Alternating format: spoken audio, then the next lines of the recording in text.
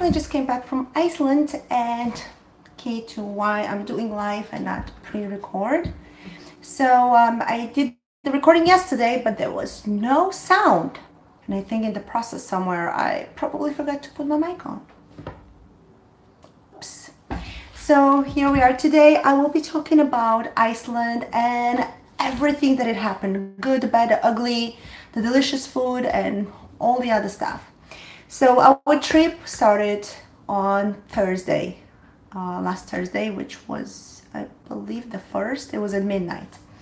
And we were three girls going for a birthday celebration to a little Gemini. So we decided what better place than the land of ice and fire, which is, Gemini. They always split, the twins. And we went to the airport. Everything was great. We were all laughing and being happy and, being excited. Little did we know we were up for a surprise. Apparently, when you go to certain countries, such as the European countries, you need to have minimum of 3 months prior to returning from the trip. So if you enter on July 1st and you're leaving on July 10th, your passport has to have 3 months from July 10th on before it expires. One of my friend's passport expired in a month and a half from the day that we were leaving, so they refused to let her go. We tried to explain to them that there is a return ticket and everything is in order. It's just a small celebration, nothing extravagant, but it was a no-go. So in the midst of all of this, emotions running high, the disbelief and everything, just two of us left for Iceland. Yeah, not too much fun. Once we arrived, can you guess? Yes, the girl who stayed behind, the car was on her name. So she had to cancel everything because she couldn't change it to any of us. And once we arrived, the price of the car went from $200 to $800 if it's manual and close to $1,000 if it's automatic. So remember, we haven't slept. Our emotions were all over the place because we were still in disbelief with everything that was happening. And now we're stranded in a country where we don't know anything, and we were relying heavily on having a car to be able to explore. Thank you for the amazing people in Avis in the Keflavik airport that they came to us and were able to assist us and find us a deal or give us discounts basically to get down to 457. And yes, I know that's still a little much, but if you put it next to the $1,000 that was the original price tag, and with the 457 we had two drivers and we had the opportunity to have the insurance, so we had a little bit of whistles and things going on, so that was good. We didn't have to worry about anything. Once we arrived there, the delusional, we decided that we want to do everything or as much as we can that day to make it easier for the rest of the days to enjoy the city, look around. So we flew into Keflavik, which is this. It's around 40 minutes from the capital, and I believe around 30 minutes from the Blue Lagoon. We obviously didn't do our job so well, our researching job, so we actually drove to the capital, Reykjavik, and then we drove back to the Blue Lagoon, which, by the way, if you guys ever go to Iceland, you must go to the Blue Lagoon. If you get a standard, you get a towel and flip-flops to get in and one mask. And if you get the premium, you'll get a towel, a bathrobe, flip-flops, a drink, and two masks. And let me tell you, you want the two masks because the first one, it kind of dries up your skin, but the second one is so moisturizing and beautiful. You would love it. And I don't need to tell you guys, if you need to see pictures or anything, go on my Instagram, which is Love with Confidence, and you'll be able to see a lot more pictures that I took, because Iceland is breathtakingly beautiful and wild and inhabited, and it's a beautiful place. Like, you look to the left and you think that you're on the moon, you look to the right and you see this red earth and you think you're on Mars. and then you look up, you know, like around the city, and there's like these beautiful mountains and these beautiful trees, and there are lakes to die for. If you like to swim, and you like snorkeling and all of those things, they have a lot of activities for snorkeling, and it's a dream place.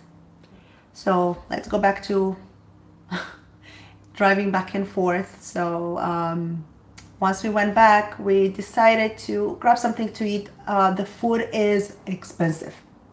And when I mean expensive, I mean expensive. I believe our first dinner in a cheap restaurant cost us around $70. We had no liquor, you know, no alcohol, nothing special, and we still managed to get to the $70 meal tag, which was a little shocking. I mean, we did know, actually, we were informed that it's expensive, but you never really know until you go there and you start experiencing coffee with a little something sweet on the side. It's around $15 to $18, which is to me a little expensive. For two girls, it was close to $30 to $33 per coffee seat, so it's a little high. Once we arrived, we actually decided that we would like to visit the Golden Circle, which consists, and I've written it down because I'll never remember it, the Thingvellir National Park, which is really, it's around 40 kilometers long. It's pretty big and it's beautiful. Then you have the Gullfoss waterfalls, the geyser Stoker, which still erupts every 5 to 10 minutes, and sometimes it even does a double, which I'm so lucky. I'm so excited I was able to see it. It was super cool.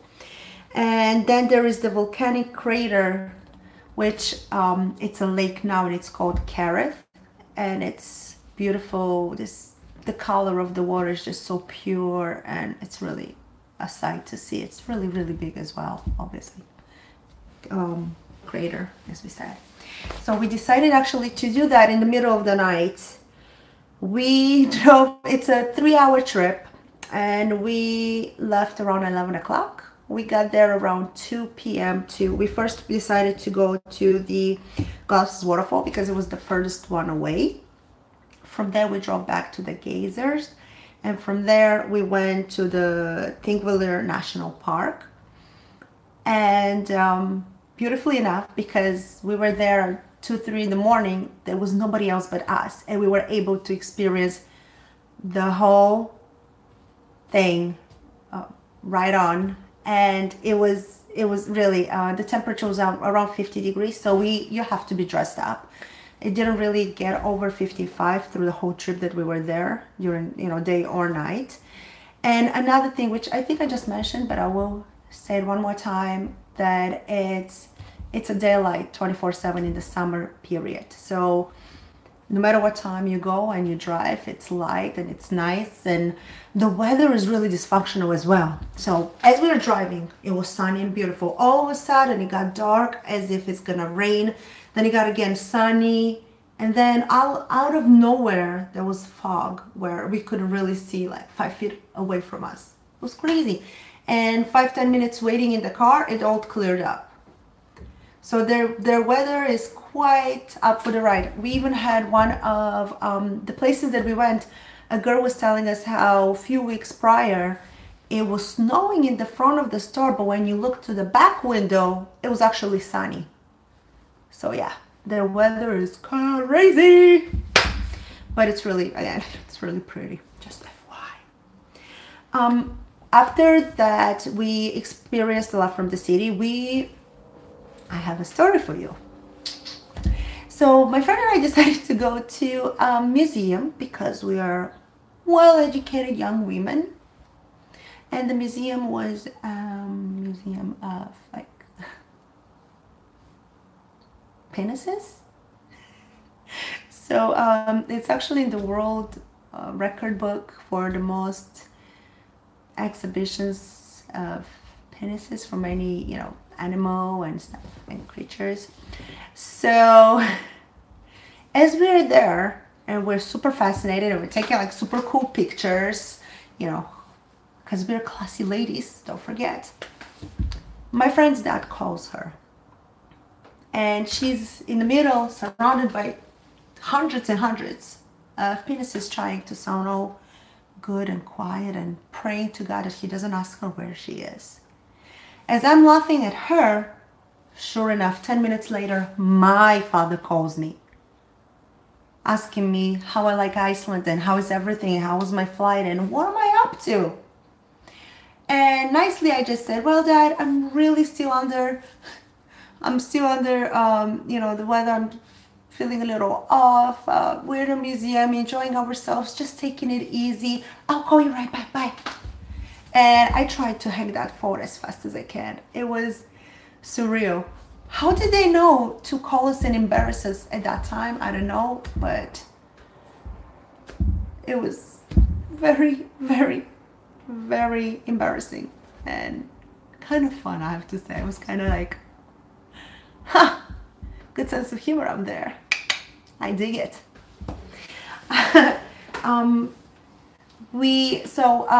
The whole trip was basically around the southern part of Iceland, and the one thing that we didn't really get a chance to enjoy, which I was really looking forward to, but maybe next time, because there will be a next time. It is really a land that you have to visit. They actually have this place, this lake where you can, well, ocean, lake, where you can swim and you can touch on one end the North American continent and the other one the European continent. How cool is that? I mean, come on. And if I'm not wrong, I believe it was around $200 plus minus. I think it was a little less than 200, but give or take $200 for that experience. And fun fact, Iceland has one of the cleanest waters in the whole world. Usually a lake, you can through water you can see between 35 to 45 meters down. In Iceland it's 100. So they said that when you're swimming in the water, when you're floating in the water, you're not feeling like you're in the water, like you're floating, but it almost gives you the illusion that there is air underneath you and that you're flying. How cool. You're touching two continents and you're flying. Next time I'm experiencing this one way or another. Hopefully with somebody who knows what they're doing so I don't freeze there, but I'm experiencing it one way or another. What else did we do? Like, there was like the people are beyond friendly. Every single person there spoke English. So if you have never been outside the country and you're nervous that you only speak English, no worries. Iceland is honestly the best first place to visit if, like, outside of the country. Everybody speaks the language. It's very, very safe. We had absolutely no problems with anything or anybody out there. We actually had a flat tire on our way back to the airport, and I had to do the golden thumb rule. Please, someone stop and help us. We're two girls and we really don't know how to change a tire, even though we really pretended really well for like about 2 minutes that we know what we're doing. And this gentleman stopped and helped us and told us where to go and what to do next. So it was great. And actually, on the way to the airport, we were able to stop to this little bridge which connects again the tectonic plates of North America and Eurasia. I said it wrong the last time and my friend corrected me. So it's a tough word. Eurasia, because there's an A. So we were able to take pictures there, and we're super, super excited because, my friend is from North America, I'm from Europe. I mean, come on, so cool. So it's around 15 minutes from the airport. It's really quick and really, like the location, it's a little isolated, but it's really something to see and do because, come on, how many of you can say that they've been between two continents, Just saying. Pretty darn cool. The food, that's the next thing. I was looking down of like what else I wanted to talk about. So I mentioned that the food is expensive, but did I mention how delicious the food is? Everything is fresh. Their bread, my friend and I, managed to eat a whole loaf of bread by ourselves in less than a day with just bread and cheese because it is so fresh. They had even milkmen still going out. It was, I mean, it's ridiculous. Come on, it's amazing. They are extremely vegan and vegetarian friendly. Everywhere that you go, including the airport of all places, there always going to be a vegetarian and vegan option for you.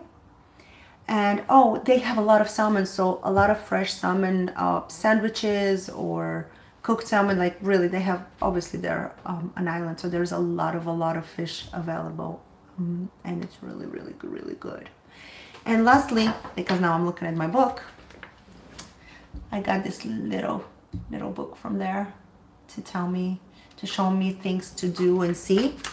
We went to see these little buddies. Yes, puffins.